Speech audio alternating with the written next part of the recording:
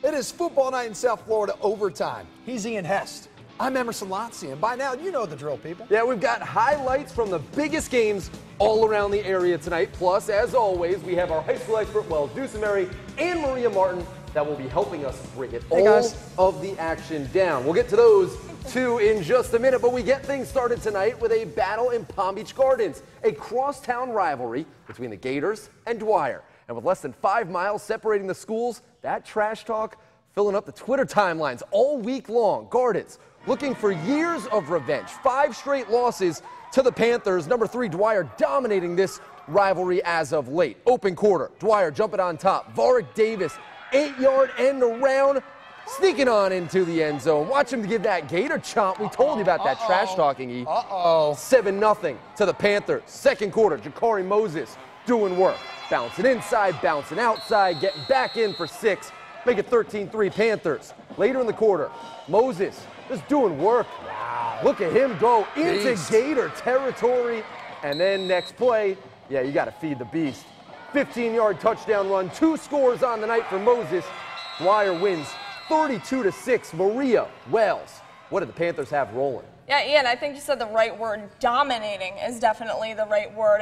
But Dwyer hasn't even faced a defense like this Gardens defense yet. But we've talked so much about Dwyer's passing game, but it was the run game tonight that got it done. Yeah, absolutely. They really set the tone early on. And you look at those guys, Jakari Moses and even Varric Davis on the outside there. They really did it against a very strong interior defense for Palm Beach Gardens. Jakari Moses probably one of the more underrated guys around the area. But, I mean, you look first at a guy like Varric Davis. He's been such a weapon, usually downfield, but even showing the versatility, able to score in those ends arounds. But Jakari Moses, he's someone who's been racking up touchdowns, yards the first few games for Dwyer, flying very much under the radar, but he's really stepped into that starting running back position for Dwyer and really hasn't looked back. He gives that team such a strong presence, and when you can throw the ball downfield, that kind of opens things a little bit up for him, and then vice versa. When you have a guy who's making guys miss and you got to load the box for him, that makes that offense so incredibly strong. And the defense was phenomenal tonight, holding Palm Beach Gardens to just 6 points, both of them on field goals here. It was a very tenacious unit, so definitely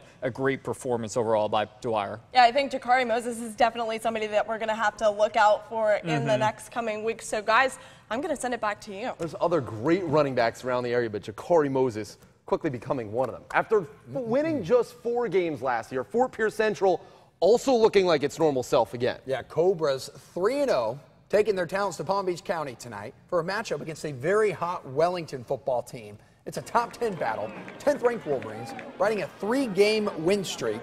First possession for Welly, and Amon Richards making his presence felt. Blake Deaver going deep to the Canes commit. 54 yards later, it's a touchdown, and it's 7-0. Cobras respond. 4th down, Jake Celadonio scrambled eggs. Even into the money pit, and Jacob Harrison pulls it down and toe tapping for the score. Wellington still leading those 7-6 after a missed PAT. After a Wolverines fumble, FPC takes over. Justin Hodge from 3 feet out. Cobras on top 12-7. Wellington just trying to keep up. But the Cobras immune to the Deaver fever. He's picked off by Anthony Wallace, the A-train. Fort Pierce Central gets the win. 41-24. Maria, you and Dews drop some knowledge on us.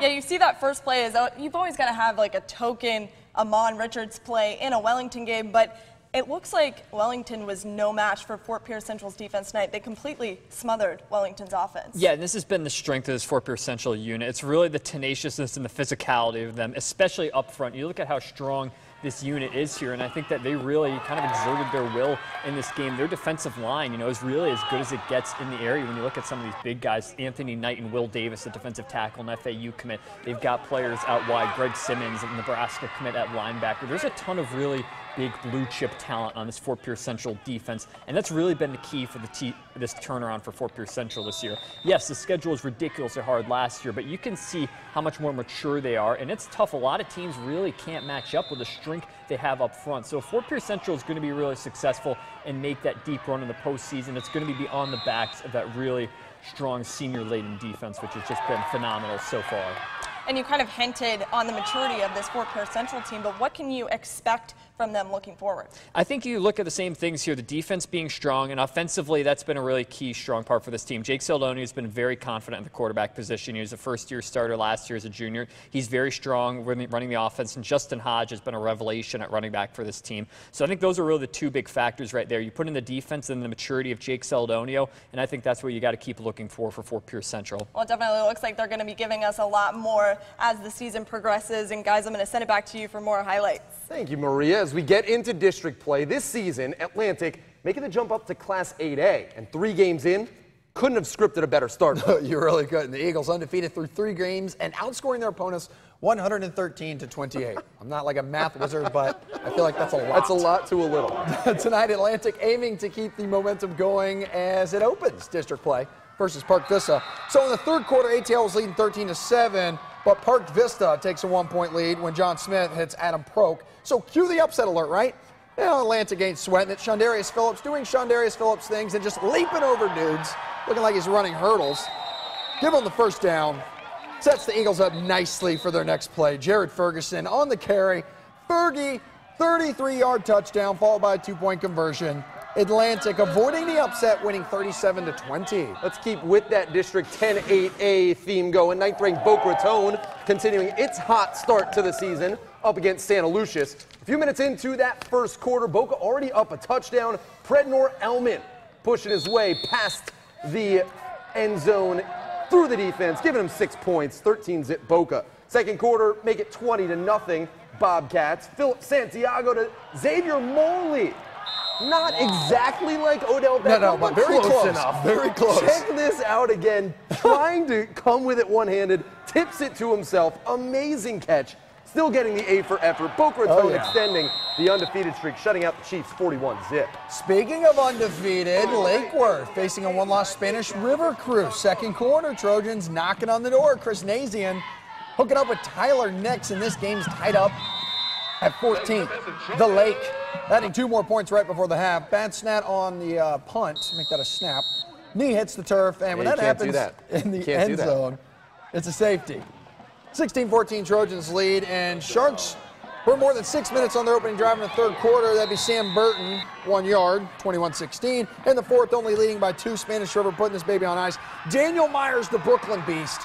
Sharks hand Lake its first loss of the year, 28-19. Maria Martin, Wells Dusenberry, talk to me.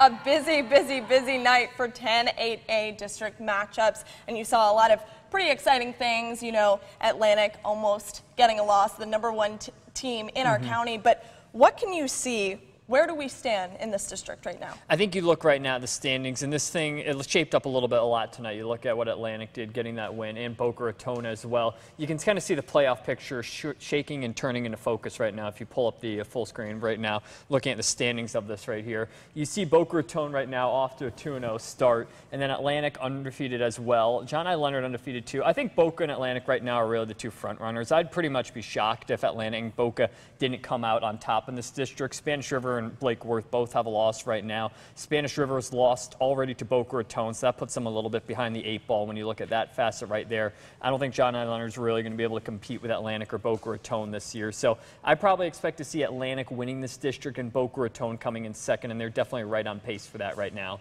Those are some pretty bold predictions moving forward with the rest of the year. Okay, guys, back to you. Thank you, Miss Maria. Oxbridge Academy closing in on its highly anticipated matchup against district rival and powerhouse American Heritage. That's coming at you next Friday. And with the Ox fresh off a bye week, tonight's road contest at Jensen Beach kind of feeling and looking like a trap game. But then you're reminded the 5th-ranked Thunderwolves. They've got a pretty stacked roster, including the Travis Homer. He's coming at you in just a minute. Right now, Tyler Williams, he's causing the fumble. Emmanuel Yisrael taking off the other way. Hashtag scoop and score. The Ox with the first 7 points of the game. End of the quarter, here's that Homer guy crossing the goal line.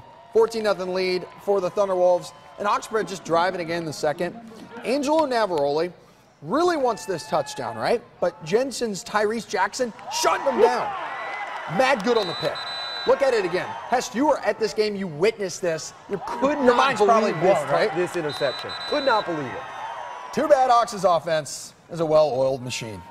Antoine Burgess and Thunderwolves with the Goose Egg victory, 35-0. You know who else is starting to look good? Royal Palm. After starting off the year 0-3, Seminole Ridge having to deal with the Wildcats tonight, looking for both teams' second win of the season. Tied up at 7 in the third quarter, Joseph Sherrigan dialing down the middle. No one's going to catch him. Flipping on the Jets 40 yards later, the Hawks up 14-7. Wildcats looking to get that right back. Josh Carr pitching it to Davon Brown. Taking that edge, laying out for the goal line. He's across. Game tied up at 14. Fourth quarter, the Wildcats looking to take the lead. It's that Carr-Brown connection again, like a 70s band. Clicking on all cylinders. 63 yards to pay dirt. Wildcats going on to win 24-14. All right, that's going to do it for us here tonight on Football Night in South Florida Overtime. What do you say we up our game a little bit? Papa John's, one of our lovely sponsors of this show, along with Duffy's, hooking it up. I'm hungry. It's a serious night. We need some serious fuel. Shall we cheers? Cheers, my friend. It's all good. We're brothers. Have a good night, everyone. Up your game. Oh, wait. Here we go. You guys want a piece? Yeah, give the pizza. You got to share. Thank you. We'll be hitting the gym tomorrow morning. Adios, everyone.